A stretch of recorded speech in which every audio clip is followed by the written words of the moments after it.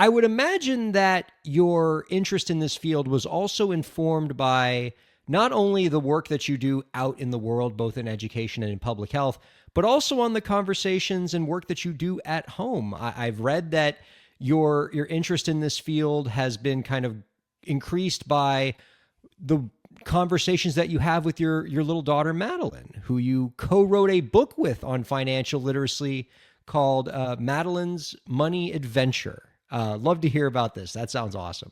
Yeah, we co-wrote that book because she told me to.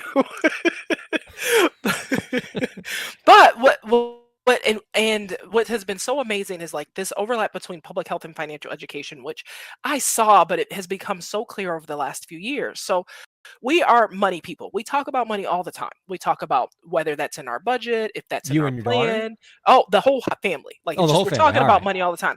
But what people don't realize is they're talking about money all the time too.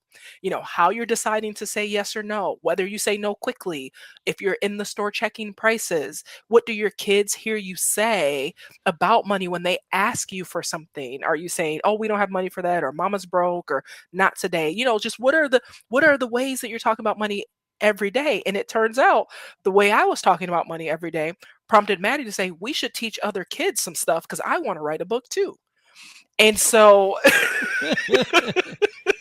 and and and, and just for the context, how old was she when she was saying these things? six. And so, six. So I have a book called How to Afford Everything. And I, of course, run a financial education business.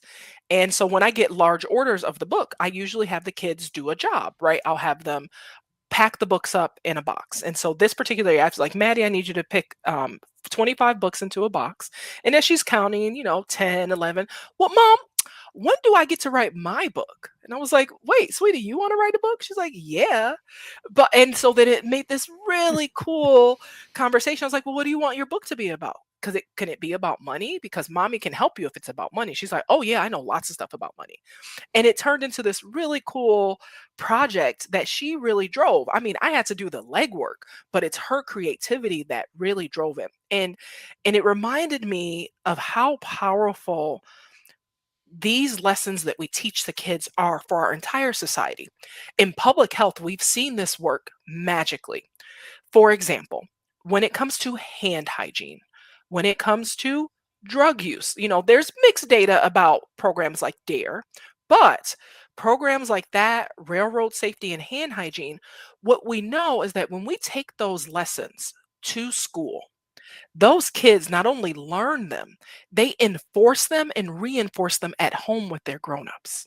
Seatbelts. I don't know if you have young kids in your life right now, but when they first learn about how important it is not to smoke or to wear your seatbelt, every time you get in the car, if you wait 5 seconds too long to put your seatbelt on, mom, you got to have your seatbelt on, right? Like they end up being the carriers of what we want to be the new normal.